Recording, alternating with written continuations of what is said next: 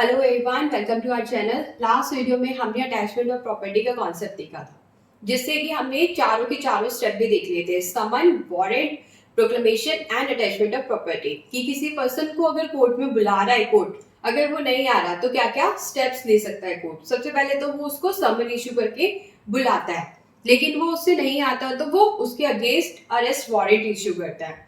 उसके बाद भी नहीं आता तो प्रोक्लेमेशन इशू कर दी जाती है और फाइनली उसकी प्रॉपर्टी को अटैच करने के ऑर्डर दे दिए जाते हैं। इसी में एक कॉन्सेप्ट हमारा आता है समन प्लस वारंट का, जो कि हमें बताता है सेक्शन 90। कोर्ट जो है इशू करता है वारंट इन लिeu ऑफ और इन एडिशन टू समन्स। मतलब अगर कोर्ट को ये लग रहा है कि मैं उसे सम्मन करूंगा तो वो पर्सन नहीं आएगा या सम्मन को वो ओबे नहीं करेगा, तो ऐसे सिचुएशन में कोर्ट क्या करता है, समन के साथ साथ ही वारंट इशू कर देता है। इन लिeu ऑफ मतलब उसकी जगह, समन की जगह सीधा वारंट इन प्लेस ऑफ, और इन एडिशन टू मतलब समन प्लस वारंट, समन प्लस वारंट। तो ऐसा हमारा कोर्ट कर सकता है। और कोर्ट ऐसा कब करता है, जब कोर्ट को लगता है कि भाई ये बंदा तो भाग जाएगा, एब्सकॉन्ड कर जाएगा, या फिर ये समन को ओबे नहीं करेगा। तो ऐसी सिचुएशन में कोर्ट क्या है, समन प्लस वारंट दोनों ही इशू कर देता है। ये बताता है सेक्शन 90। अब सेक्शन 91 हमें बताता है कि अब ये बंदे को जब भी वारंट अरेस्ट करने का वारंट इशू हुआ है इसको अरेस्ट करने के लिए, तो जो भी पुलिस ऑफिसर इस पर्सन को पकड़ने के लिए गया होगा, वो वहां पर इससे बॉन्ड या फिर बेल बॉन्ड ले लेगा। जैसा कि अभी तक हम पढ़ते आ रहे हैं, वारंट इशू होता है, उसके बाद पुलिस ऑफिसर क्या करता है, उस पर्सन को पकड़ने के लिए जाता है, और अगर उसको ये अथॉरिटी होती है कि मैं इससे बेल बॉन्ड या फिर बॉन्ड लेकर इसको छोड़ दूं और इससे इस टाइप की अंडरटेकिंग ले लूं कि जब भी इसको बुलाया जाएगा, जिस भी टाइम पर बुलाया जाएगा, जहां भी बुलाया जाएगा ये आ जाएगा, तो मैं इसको उस टाइम छोड़ सकता हूं। तो उसी टाइप की ये बॉन्ड और बेल बॉन्ड को ले सकता है अगर इस पुलिस ऑफिसर के पास अथॉरिटी है। ये सिंपल सी बात बताइए सेक्शन 91 ने। एंड देन हमारा सेक्शन 92 हमें क्या बताता है, सेक्शन 92 कहता है, ठीक है, अब ये पुलिस ऑफिसर गया था किसी पर्सन को अरेस्ट करने के लिए, फॉर एग्जांपल अमन को अरेस्ट करने के लिए। अमन से इसने क्या ले लिया, बॉन्ड ले लिया। अमन ने कहा जब भी आप मुझे बुलाओगे मैं प्रेजेंट हो जाऊंगा, जहां बुलाओगे मैं प्रेजेंट हो जाऊंगा। लेकिन जब अमन को कोर्ट ने बुलाया तो वो प्रेजेंट नहीं हुआ, वहां पे कोर्ट में आया ही नहीं। तो अब कोर्ट क्या करेगा, कोर्ट अरेस्ट का वारंट इशू कर देगा, अरेस्ट वारंट इशू कर देगा। किसके अगेंस्ट, अमन के अगेंस्ट, और पुलिस ऑफिसर अमन को अरेस्ट करने के लिए चला जाएगा। ये बताता है हमारा section 92। And then last section 93, जो कि हमारा चैप्टर 6 का लास्ट सेक्शन है, वो हमें बताता है जो भी समन और वारंट से रिलेटेड प्रोविजंस है वो यहाँ पर सब एप्लीकेबल होंगे। मतलब जितना भी हमने चैप्टर 6 में समन्स एंड वारंट से रिलेटेड प्रोविजंस पढ़े हैं वो सारे के सारे ऐसे सिचुएशन में एप्लीकेबल होंगे। तो अभी हमने वो कितने सेक्शन देखे, 4, 90, 91, 92 एंड 93। 90 ने क्या बोला, समन प्लस वारंट, कोर्ट समन के साथ साथ वारंट इशू कर देगा। कब, जब कोर्ट को लग रहा है ये पर्सन आएगा ही नहीं या फिर ये समन को ओबे नहीं करेगा। 91 ने क्या कहा कि जब भी उस पर्सन के अगेंस्ट वारंट इशू होगा तो उसको बॉन्ड लेकर या बेल बॉन्ड लेकर जो है उसको रिलीज कर दिया जाएगा। 92 ने बोला कि अगर वो पर्सन उस बॉन्ड को ब्रीच करता है, मतलब बुलाने पर नहीं आता, तो ऐसे सिचुएशन में आप जो है उसको अरेस्ट कर लो। ये कौन बोलेगा, हमारा presiding officer of the court. And finally 93 कहता है जितने भी प्रोविजंस हमने समन और वारंट से रिलेटेड चैप्टर 6 में पढ़े हैं वो इस सब सेक्शंस पर भी एप्लीकेबल होंगे, इस सिचुएशन में भी एप्लीकेबल होंगे। तो इस तरीके से हमारा चैप्टर 6 कंप्लीट हो गया। अब हम देखते हैं चैप्टर 7।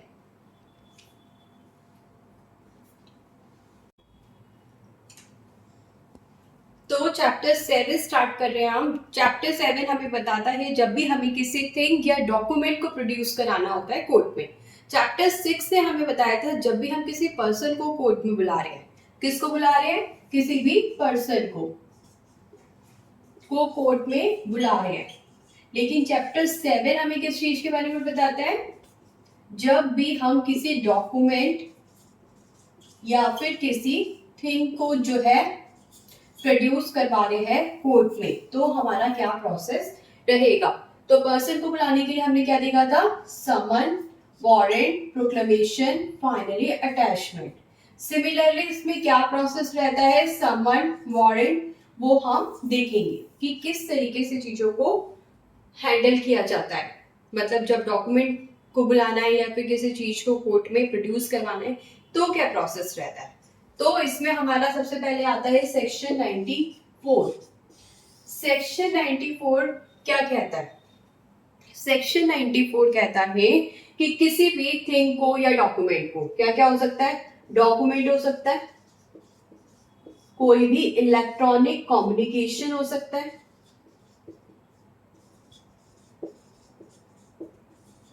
मतलब इसमें डिवाइसेस आ जाते हैं हमारे, electronic devices, for example mobile, camera, laptop, etcetera etcetera, या फिर कोई भी इलेक्ट्रॉनिक एविडेंसेस आ जाएंगे इसमें।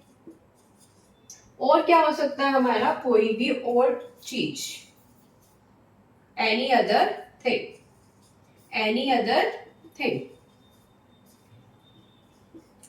तो एक्सेट्रा की जरूरत ही नहीं है क्योंकि अदर थिंग लिख दिया। आप कुछ भी बचा, कोई और चीज बची तो वो उसमें कवर हो जाएगी।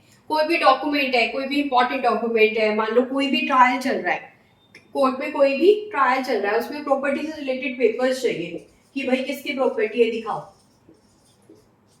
तो ऐसी सिचुएशन में उन डॉक्यूमेंट्स को जो है हम बुला सकते हैं, कहां पर, अपने कोर्ट में। तो डॉक्यूमेंट को प्रोड्यूस करवाना पड़ सकता है कोर्ट में, कब, जब इन्वेस्टिगेशन होता है। इन्वेस्टिगेशन कौन करता है, पुलिस। कौन करता है, पुलिस। या फिर जब इंक्वायरी होती है, इंक्वायरी कौन करता है, मजिस्ट्रेट या फिर कोर्ट। ट्रायल कहाँ होता है, कोर्ट में, कोर्ट में या मजिस्ट्रेट के सामने। तो ये जब प्रोसेस हो रही है या कोई और प्रोसीडिंग, एनी अदर प्रोसीडिंग, तो ऐसी सिचुएशन में हो सकता है कि हमें कोई डॉक्यूमेंट या फिर किसी भी तरीके के इंपॉर्टेंट डिवाइस या फिर किसी भी इंपॉर्टेंट एविडेंसेस कम्युनिकेशन की वहां पर जरूरत पड़े, तो हम इन सब चीजों को अपने कोर्ट में बुला सकते हैं, कोर्ट के सामने। तो कोर्ट इस चीज को प्रोड्यूस करवाने के लिए क्या करेगा, वो करेगा समन। समन कैसा होता है, राइटिंग में होता है। तो समन एक राइटिंग में बनाएगा कि भाई ये डॉक्यूमेंट जो है हमें चाहिए, ये डॉक्यूमेंट्स या हमें ये इलेक्ट्रॉनिक डिवाइस या फिर ये इलेक्ट्रॉनिक एविडेंस हमें चाहिए। इलेक्ट्रॉनिक डिवाइस जैसे कोई मोबाइल, मोबाइल में हो सकता है व्हाट्सएप हो, व्हाट्सएप पे कोई चैट हो, या फिर कोई ईमेल आईडी का ईमेल आईडी हो, ईमेल आईडी पे कोई भी कॉन्वर्सेशन हो जो इम्पोर्टेंट हो, जिससे कि एविडेंसेस मिले कोर्ट को, जो कि कोर्ट की किसी भी तरीके से हेल्प करे। तो इस तरीके से कोर्ट इन चीजों को अपने पास बुला सकता है, प्रोड्यूस करवाने की डिमांड रख सकता है। तो वो क्या करेगा, समन करेगा। किसको समन करेगा, उस पर्सन को समन करेगा जिस पर्सन के पास ये सारी चीजें होंगी। तो अब इस पर्सन का जरूरी नहीं है कि कोर्ट में आना हो, ये कोर्ट बोल भी सकता है कि आपको यहाँ पर आने की जरूरत नहीं है, आप सिर्फ इन डॉक्यूमेंट्स को या फिर ये जो भी हमें चाहिए, कोई भी चीज चाहिए हमें, वो आप मेरे कोर्ट में भिजवा सकते हो किसी भी पर्सन के थ्रू। लेकिन कोर्ट को लगता है नहीं, इसी बंदे को लाना पड़ेगा, तो कोर्ट ऐसा भी कह सकता है कि यही पर्टिकुलर बंदा लाएगा। फॉर एग्जाम्पल यहाँ पे है मिन्नी। मिन्नी एक लड़की है, उसके पास होता है एक फोन जिसमें उसके पास कुछ एविडेंसेस है किसी केस से रिलेटेड। तो अब कोर्ट जो है ऐसे में मिन्नी को बोल सकता है कि आप कोर्ट में आ जाओ उस मोबाइल को लेकर, या फिर कोर्ट डायरेक्ट बोल सकते हैं नहीं आपकी कोई जरूरत नहीं है, हमें तो सिर्फ फोन चाहिए, फोन आप किसी और पर्सन के थ्रू भी भिजवा सकते हो। कोर्ट में इस डेट पर इस टाइम पर। तो ये सारी चीजें हमें बताता है सेक्शन 94। लेकिन सेक्शन 94 के प्रोविजन जो है वो दो जगह नहीं लगते। एक तो कहां पर एप्लीकेबल नहीं होता सेक्शन 94,